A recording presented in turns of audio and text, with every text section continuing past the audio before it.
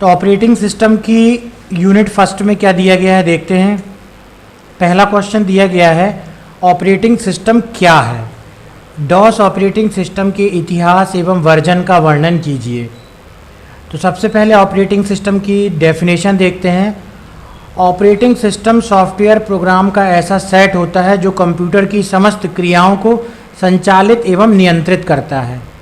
तो operating system को हम यहाँ चित्र में समझ सकते हैं कि यहाँ पर देखिए, अगर ऑपरेटिंग सिस्टम बीच में एक कंट्रोल की तरह कार्य कर रहा है तो उससे जुड़े हुए सारे हार्डवेयर डिवाइस जो है वह सभी को नियंत्रित करता है।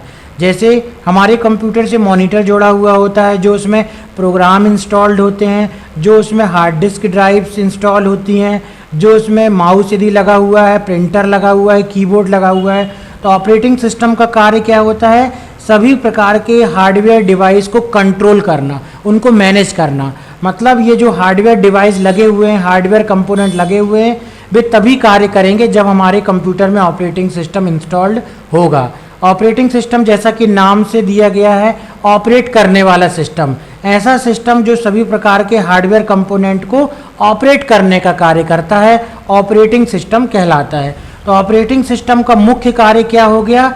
आपके कंप्यूटर से जुड़े हुए सभी हार्डवेयर कंपोनेंट को कंट्रोल करना, सभी को मैनेज करने का कार्य जो है वो ऑपरेटिंग सिस्टम का होता है। और ऑपरेटिंग सिस्टम भी एक प्रकार का सॉफ्टवेयर ही होता है। इसे सॉफ्टवेयर की कैटेगरी में हम सिस्टम सॉफ्टवेयर के अंतर्गत रख सकते हैं। तो ऑपरेटिंग सिस्टम भी एक प्रकार का सॉफ्टवेयर है जो हमारे कंप्यूटर से जुड़े हुए सभी प्रकार के हार्डवेयर कंपोनेंट को क्या कर सकता है? सभी प्रकार के हार्डवेयर कंपोनेंट को कंट्रोल करता है एवं नियंत्रित करता है। कंप्यूटर सिस्टम के विभिन्न हार्डवेयर उपकरण स्वयं अपने बल पर कार्य नहीं कर सकते और ना ही एक दूसरे से तालमेल स्थापित कर सकते हैं। ये सभी उपकरण ऑपरेटिंग सिस्टम द्वारा दिए जाने वाले इलेक्ट्रॉनिक सिग्नलों के द्वारा संचालित होते हैं। तो जो भी हार्डवेयर कंपोनेंट आपके कंप्यूटर से जुड़े हुए हैं वो अपने दम पर कार्य नहीं कर सकते। उन्हें कार्य करवाने के लिए बीच में एक ऑपरेटिंग सिस्टम की ज़रूरत पड़ती है। तो ऑपरेटिंग सिस्टम ऐसी सुविधा देता है कि सभी प्रकार के हार्डवेयर कंपोनेंट सही तरीके से प्रॉपरली कार्य कर सकें। और देखते हैं ऑपरेटिंग सिस्टम के बारे में। जिस प्रकार ऑर्केस्ट्रा में म्यूजिक ऑर्गेनाइजर के इशारे पर विभिन्न वादक वाद्य बजाते हैं और एक सामूहिक प्रस्तुति देते हैं, ठीक उसी प्रकार ऑपरेटिंग सिस्टम के द्वारा दिए जाने वाले सिग्नलों के अनुसार कंप्यूटर के उपकरण अपना अपना कार्य करते हुए संयुक्त रूप से किसी निश्चित कार्य को पूरा करते हैं। तो एक उदाहरण दिया गया है कि ऑर्केस्ट्रा में जो म्यूजिक ऑर्गेनाइजर होता है वो इशारे करते जाता है और उसके अनुसार जो म्यूजिशियन होते हैं वो उस प्रकार से धुन निकालते हैं। मतलब कि उन म्यूजिशियन को जो है कंट्रोल करने का कार्य कौन कर रहा है? जो म्यूजिक ऑर्गेनाइजर है, वो इशारे के द्वारा बताता है कि आपको किस प्रकार की धुन बजानी है। इसी प्रकार से कंप्यूटर में भी सभी पेरिफेरल्स डिवाइस, सभी hardware component, input device, output device किस प्रकार कार्य करें, उसको नियंत्रित करने का कार्य जो है वो ऑपरेटिंग सिस्टम का होता है। इसके अतिरिक्त यह यूज़र और कंप्यूटर के बीच इंटरफेस भी उपलब्ध कराता है। ऑपरेटिंग सिस्टम यदि नहीं होगा तो हम अपने कंप्यूटर को किस प्रकार से इस्तेमाल करेंगे ये भी हम नहीं समझ पाएंगे। तो ऑपरेटिंग सिस्टम यूज़र मतलब जो कंप्यूटर को चला रहा है, और हार्डवेयर मतलब जैसे कीबोर्ड हो गया, input device, output device, monitor हो गया, प्रिंटर हो गया, इन दोनों के बीच में एक इंटरफेस प्रोवाइड कराता है। इंटरफेस के कारण ही हम कंप्यूटर को इस्तेमाल कर पाते हैं। जैसे विंडोज 7, विंडोज़ 8, विंडोज एक्सपी, ये सारे ऑपरेटिंग सिस्टम ही कहलाते हैं। और ये जब हम अपने कंप्यूटर में इंस्टॉल कर लेते हैं तभी हम अपने कंप्यूटर को चला पाते हैं। और अगर हमारे कंप्यूटर में ऑपरेटिंग सिस्टम नहीं होगा, विंडोज 7, विंडोज एक्सपी, विंडोज 8 यदि हमारे कंप्यूटर पर इंस्टॉल्ड नहीं होगा तो हम अपने कंप्यूटर को नहीं चला पाएंगे। इसलिए हम कह सकते हैं कि ऑपरेटिंग सिस्टम यूज़र मतलब जो कंप्यूटर को चला रहा है और कंप्यूटर के हार्डवेयर के बीच में एक इंटरफेस मतलब एक डिज़ाइन को उपलब्ध कराता है, जिसका उदाहरण हमने बताया। जैसे विंडोज़ 7, विंडोज़ 8, विंडोज़ एक्सपी, ये सारे ऑपरेटिंग सिस्टम एक पूरी डिज़ाइन हमको उपलब्ध कराते हैं, एक पूरा इंटरफेस हमको उपलब्ध कराते हैं, जिसके कारण हम कंप्यूटर को आसानी से इस्तेमाल कर पाते हैं। अर्थात हम कंप्यूटर को आवश्यक कमांड ऑपरेटिंग सिस्टम के माध्यम से ही देते हैं और कंप्यूटर द्वारा दिए जाने वाले आउटपुट भी ऑपरेटिंग सिस्टम के माध्यम से ही आउटपुट डिवाइस तक पहुंचता है। तो जो भी हमको कंप्यूटर को निर्देश देने होते हैं तो वो हम ऑपरेटिंग सिस्टम के माध्यम से देते हैं, और ऑपरेटिंग सिस्टम ही हमको आउटपुट के रूप में जो है हमको आउटपुट दिखाता है, चाहे वो मॉनिटर में हो या प्रिंटर में पेज में प्रिंट आउट के रूप में आउटपुट दिखाना हो। इन सभी चीज़ों के लिए आउटपुट दिखाने के लिए किसकी ज़रूरत पड़ती है? ऑपरेटिंग सिस्टम की ही ज़रूरत पड़ती है। तो ऑपरेटिंग सिस्टम हम कह सकते हैं कि यूज़र और कंप्यूटर हार्डवेयर के बीच में एक माध्यम का कार्य करता है। वो एक बीच में माध्यम है जो कंप्यूटर और यूज़र दोनों को आपस में तालमेल बैठाता है। इसके बाद दिया गया है डॉस का परिचय। ऑपरेटिंग सिस्टम का उदाहरण हुआ आपका DOS, disk operating system. MS DOS Microsoft Corporation द्वारा विकसित ऑपरेटिंग सिस्टम है। तो MS DOS का फुल फॉर्म होता है माइक्रोसॉफ्ट डिस्क ऑपरेटिंग सिस्टम। इसके शुरुआत में ऑपरेटिंग सिस्टम के शुरुआत में MS माइक्रोसॉफ्ट कंपनी का नाम दिया गया है। मतलब ये जो DOS ऑपरेटिंग सिस्टम है वो माइक्रोसॉफ्ट कंपनी ने बनाया है, जिसका नाम माइक्रोसॉफ्ट डिस्क ऑपरेटिंग सिस्टम है। यह कंप्यूटर के सभी संसाधनों पर एवं माइक्रो प्रोसेसर की गतिविधियों का नियंत्रण करता है। तो इसका कार्य क्या है? जैसा कि हमको मालूम है कि ऑपरेटिंग सिस्टम का कार्य क्या है कि कंप्यूटर की सभी प्रकार के संसाधनों को कंट्रोल पैनल से लेकर के सभी प्रकार के हार्डवेयर कंपोनेंट को नियंत्रित करने का कार्य किसका होता है? ऑपरेटिंग सिस्टम का होता है। तो डॉस भी जो है वो हमारे कंप्यूटर में सभी प्रकार के कंपोनेंट्स को जो कंप्यूटर से जुड़े हुए हैं उनको नियंत्रित करने का कार्य करता है। डॉस मुख्य रूप से हार्ड डिस्क तथा फ्लॉपी डिस्क प्रबंधन की आवश्यकताओं को ध्यान में रखते हुए विकसित किया गया था। तो डिस्क ऑपरेटिंग सिस्टम सबसे प्राइमरी मतलब सबसे शुरुआत में बनाया गया ऑपरेटिंग सिस्टम था, जिसमें कि मुख्य रूप से इस बात पर फोकस किया गया था कि हार्ड डिस्क में किस प्रकार से फाइल को स्टोर किया जाए, कैसे फाइल को देखा जाए, कैसे फाइल को डिलीट किया जाए। इसी प्रकार से फ्लॉपी डिस्क में किस प्रकार से फाइल को स्टोर किया जाए, उसको देखा जाए।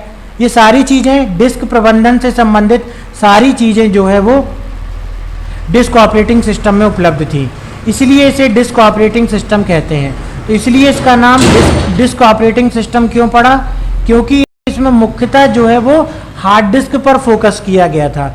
इसमें मुख्यतः फ्लॉपी डिस्क पर फोकस किया गया था कि कंप्यूटर में हम हार्ड डिस्क में कैसे सूचनाओं को स्टोर करेंगे, फ्लॉपी डिस्क में कैसे सूचनाओं को स्टोर करेंगे। इसी कारण से इसका नाम पड़ा डिस्क ऑपरेटिंग सिस्टम। यह यूज़र और कंप्यूटर सिस्टम के बीच मध्यस्थ का कार्य करता है। तो जैसे हमको मालूम है कि ऑपरेटिंग सिस्टम का कार्य ही ये होता है कि वह यूज़र और कंप्यूटर हार्डवेयर के बीच में मध्यस्थ का कार्य करे, तो उसी प्रकार से डॉस भी जो है वह यूज़र और कंप्यूटर सिस्टम के बीच में मध्यस्थ का कार्य करता है, जिसके माध्यम से यूज़र अपने कार्यों के लिए कंप्यूटर को आवश्यक निर्देश देता है। हम कंप्यूटर से क्या टास्क परफॉर्म करवाना चाहते हैं, कंप्यूटर में हम कैसा कार्य करना चाहते हैं, उसके लिए हमको डॉस के द्वारा कमांड देनी पड़ती है और डॉस वैसा कार्य कंप्यूटर के द्वारा करवाता है। डॉस एक टेक्स्ट आधारित ऑपरेटिंग सिस्टम है, अर्थात इसमें कार्य करने के लिए हमें टेक्स्ट आधारित वातावरण मिलता है।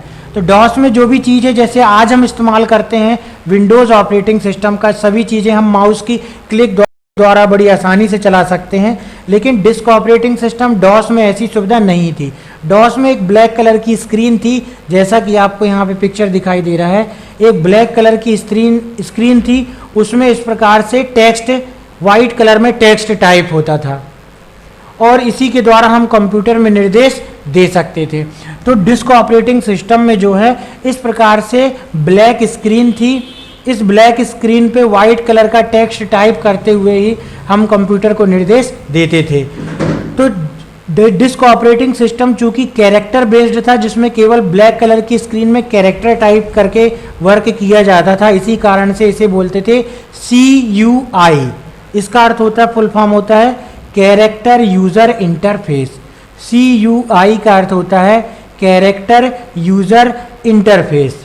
और आज जो हम विंडोज़ ऑपरेटिंग सिस्टम इस्तेमाल करते हैं उसे बोलते हैं GUI। इसका अर्थ होता है ग्राफिकल यूज़र इंटरफेस, जहाँ पर सारी चीज़ें पिक्चर्स के द्वारा हों, इमेजेस के द्वारा हों, ग्राफिक्स के द्वारा हों, उसे क्या बोलते हैं? Graphical user interface. और पहले जो ये डॉस था उसे कैरेक्टर यूजर इंटरफेस इसलिए बोला जाता था क्योंकि इसमें सारी चीज़ें कैरेक्टर के द्वारा टाइप करके की जाती थी, इसी कारण से इसे कैरेक्टर यूजर इंटरफेस बोला जाता था। तो डिस्क ऑपरेटिंग सिस्टम डॉस जो है वो सबसे पहला ऑपरेटिंग सिस्टम था जिसके द्वारा हम कंप्यूटर में कार्य कर सकते थे। इसके बाद हम पढ़ रहे हैं यहाँ पर डॉस का इतिहास व संस्करण। डॉस का हिस्ट्री क्या है, कब बना डॉस, उसके कौन कौन से वर्जन आए थे, ठीक है। तो सर्वप्रथम IBM ने PC डॉस नाम से ऑपरेटिंग सिस्टम तैयार किया था। तो IBM कंपनी ने PC डॉस नाम का एक ऑपरेटिंग सिस्टम बनाया। माइक्रोसॉफ्ट कॉरपोरेशन ने अगस्त 1981 में MS डॉस नाम के ऑपरेटिंग सिस्टम का प्रथम संस्करण 1.0 प्रस्तुत किया, जो IBM के पर्सनल कंप्यूटर के लिए तैयार किया गया था। सन 1983 में हार्ड डिस्क के विकसित होने से फाइल और डायरेक्टरी के सिद्धांत का चलन हुआ। अब तक डॉस के अनेक संस्करण आ चुके हैं। तो सबसे पहले IBM ने बनाया जिसका नाम था PC डॉस। उसके बाद 1981 में MS डॉस नाम से ऑपरेटिंग सिस्टम 1.0 आया, जिसे कि माइक्रोसॉफ्ट कंपनी ने बनाया था और जो IBM कंप्यूटर के लिए तैयार किया गया था। उसके बाद 1983 में हार्ड डिस्क विकसित हो चुकी थी, मतलब हार्ड डिस्क में फाइल्स को स्टोर करना प्रारंभ हो गया था 1983 में। तो हार्ड डिस्क के विकसित होने के कारण फाइल किस प्रकार से बनाई जाए, डायरेक्टरी क्या होती है, उसे किस प्रकार से बनाया जाता है, ये सारी चीज़ें डॉस में इस्तेमाल की जाने लगी थी। इसके बाद देखते हैं डॉस के कौन कौन से वर्जन आ चुके थे। तो ये देखो वर्जन की लिस्ट दी गई है, डॉस के कौन कौन से वर्जन आ चुके थे। तो MS डॉस का 1.0 वर्जन 1981 में बना, IBM PC के लिए बनाया गया। उसके बाद डॉस का 2.0 वर्जन बना 1983 में, जो IBM PC XC के लिए बनाया गया था। तो ये यहाँ पर सन दिए गए हैं और उसे किस कंप्यूटर के लिए बनाया गया था, उसकी विशेषता क्या थी, उसे लिस्ट में यहाँ पर बताया गया है।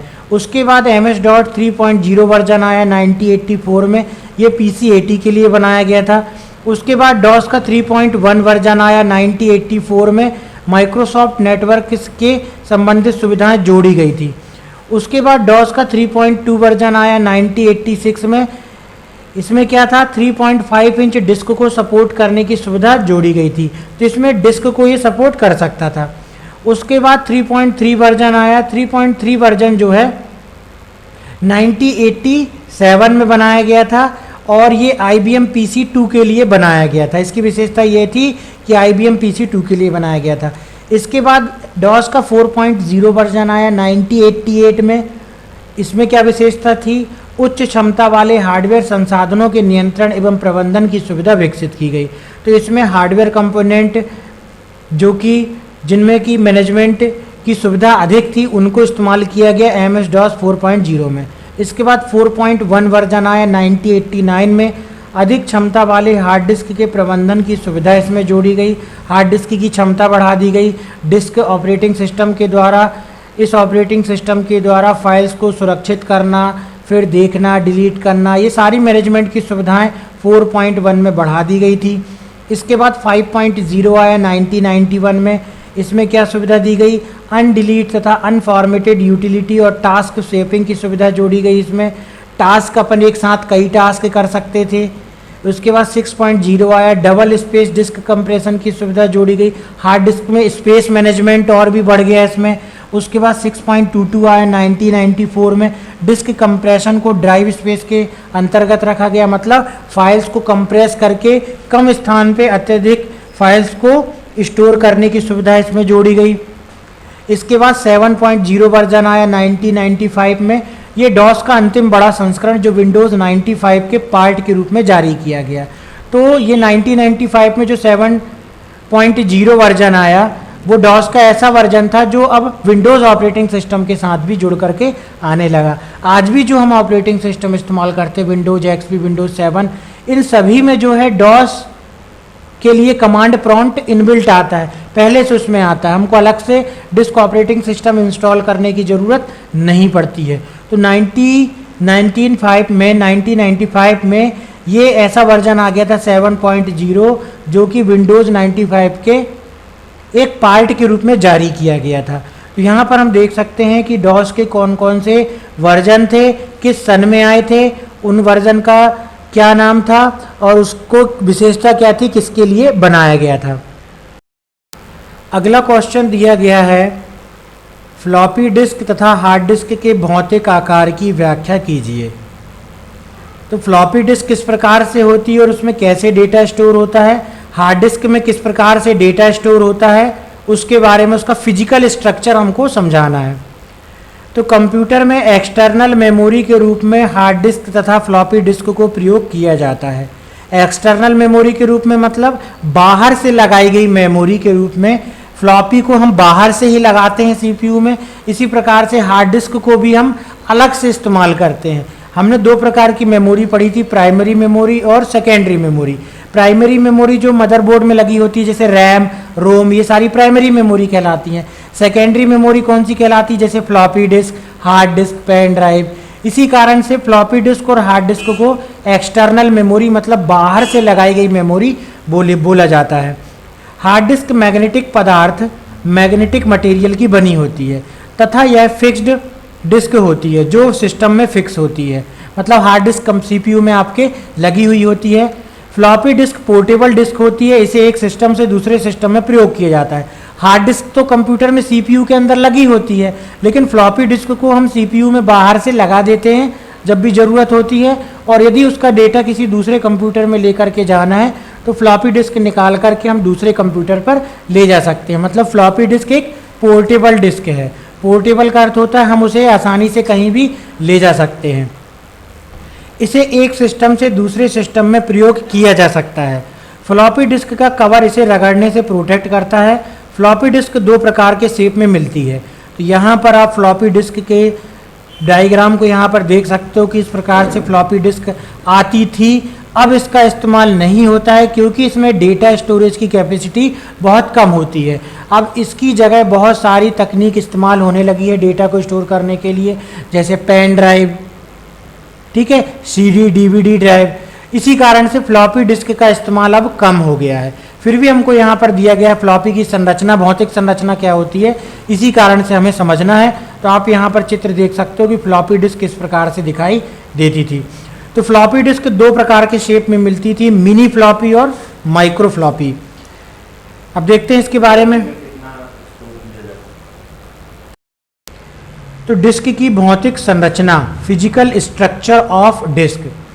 डेटा को व्यवस्थित रखने के लिए डॉस मेमोरी डिस्क को दो भागों में बांटता है, सिस्टम एरिया और डेटा एरिया। अब हम यहाँ पर पढ़ रहे हैं हार्ड डिस्क की भौतिक संरचना।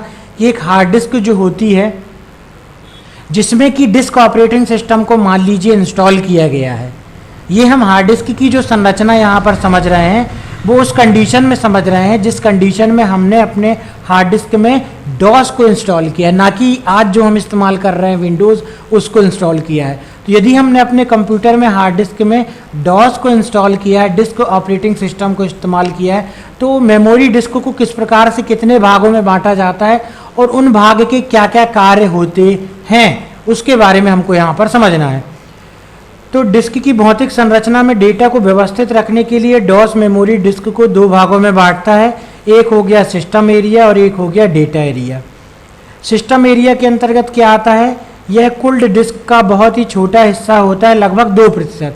तो जो पहला भाग होता है सिस्टम एरिया, वो पूरी हार्ड डिस्क का छोटा सा भाग होता है, 2% लगभग भाग होता है, जिसे सिस्टम एरिया को भी डॉस 3 भागों में बांटता है। तो जो 2% वाला भाग होता है जिसे सिस्टम एरिया बोलते हैं और जो कि हार्ड डिस्क का एक भाग होता है, इसके भी 3 भाग होते हैं। पहले भाग का नाम है बूट रिकॉर्ड, दूसरे भाग का नाम है फैट, तीसरे भाग का नाम है रूट डायरेक्टरी। तो हार्ड डिस्क जिसमें डॉस इंस्टॉल्ड है, डॉस ऑपरेटिंग सिस्टम इंस्टॉल है, हार्ड डिस्क को 2 भाग में बांटता है। एक हो गया सिस्टम एरिया, एक हो गया data area. System area hard disk का मात्र 2% वाला भाग होता है। उस 2% को भी 3 भागों में बांटा जाता है, बूट रिकॉर्ड, फैट और रूट डायरेक्टरी। अब तीनों का अलग अलग यूज़ देखना है। सबसे पहला है सिस्टम एरिया के बारे में हम समझते हैं। यह कुल डिस्क स्पेस का बहुत ही छोटा हिस्सा होता है, अभी हम समझ चुके हैं इसे, 2% वाला भाग, जो डॉस के द्वारा डिस्क की मूल सूचनाओं को संग्रहित करने हेतु उपयोग किया जाता है। जो मुख्य सूचनाएं हैं कि कौन सा डेटा स्टोर हुआ है, कहाँ स्टोर हुआ है, ये सारी सूचनाएं सिस्टम एरिया में ही इंस्टॉल्ड होती है। इस सिस्टम एरिया को भी डॉस 3 भागों में बांटता है। अभी हमने देखा है बूट रिकॉर्ड है, ठीक है। पहला दिया गया है बूट रिकॉर्ड, इसे पार्टीशन सेक्टर भी कहते हैं। यह 512 बाइट आकार के बूट सेक्टर होता है। तो इसका आकार कितना होता है बूट रिकॉर्ड वाले भाग का? 512 बाइट, जिसके लिए डिस्क के पहले सेक्टर का उपयोग किया जाता है। इस बूट सेक्टर का प्रयोग निम्न में से कोई एक या एक से अधिक जानकारियाँ रखने के लिए किया जाता है। तो जो हार्ड डिस्क का पहला भाग होता है जिसका नाम है सिस्टम एरिया, उस सिस्टम एरिया के भी 3 भाग होते हैं, जिसमें पहले भाग का नाम है बूट रिकॉर्ड।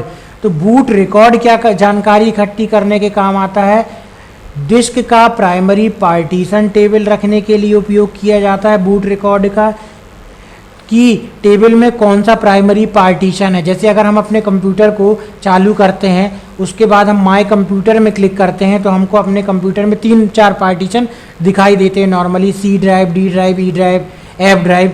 उसी प्रकार से जो बूट रिकॉर्ड वाला भाग है वो यह रखता है कि आपकी हार्ड डिस्क में कितने पार्टीशन टेबल हैं। कंप्यूटर को स्टार्ट करने की प्रक्रिया के लिए आवश्यक मशीन कोड निर्देशों को रखने के लिए डॉस को डिस्क से रैम में स्थापित किया जाता है। तो ये जो सिस्टम एरिया वाला भाग है, उसमें जो पहला भाग है बूट रिकॉर्ड, इसका ये भी कार्य है कि जैसे ही कंप्यूटर स्टार्ट होता है तो कंप्यूटर की स्टार्ट करने की प्रक्रिया के लिए जो भी मशीन कोड होता है, उस निर्देश को डॉस को डिस्क से रैम में स्थापित किया जाता है, ताकि हमारा डॉस चालू हो सके। क्योंकि रैंडम एक्सेस मेमोरी का इस्तेमाल किस लिए किया जाता है? डेटा को टेम्परेरी स्टोर करने के लिए। और जब भी हम अपने कंप्यूटर में ऑपरेटिंग सिस्टम जैसे ही चालू होता है, वैसे ही वो किस में सबसे पहले इंस्टॉल होता है? रैम में, तभी तो हम उसको चला पाते हैं। तो बूट रिकॉर्ड वाला भाग ये भी बताता है कि रैम में जो है वो डॉस का कितना डेटा, क्या कोड स्थापित होंगे। डिस्क की पहचान के लिए बनाए गए 32 बिट डिस्क सिग्नेचर को रखने के लिए, तो हार्ड डिस्क की पहचान बनाने के लिए एक सिग्नेचर, एक हम कहेंगे उसका साइन जो है, जो कि 32 बिट डिस्क सिग्नेचर को रखने के लिए किसका इस्तेमाल किया जाता है? बूट रिकॉर्ड का। बूट रिकॉर्ड में डिस्क का मेमोरी स्पेस विवरण रखने के लिए, डिस्क का मेमोरी स्पेस कितना बचा है, कितना खाली है, कितना डिलीट हो गया, वो सारी चीज़ें रखने के लिए भी बूट रिकॉर्ड वाले भाग का इस्तेमाल किया जाता है। तो बूट रिकॉर्ड सिस्टम एरिया का ऐसा भाग होता है जिसमें बूटिंग से संबंधित, बूटिंग का अर्थ होता है कंप्यूटर जैसे ही चालू होता है तो चालू होने पर जब ऑपरेटिंग सिस्टम सेकेंडरी मेमोरी मतलब हार्ड डिस्क से प्राइमरी मेमोरी मतलब रैम में आता है, तो क्या जानकारियां रखता है, ये सारी जानकारी बूट रिकॉर्ड वाले भाग में होती है।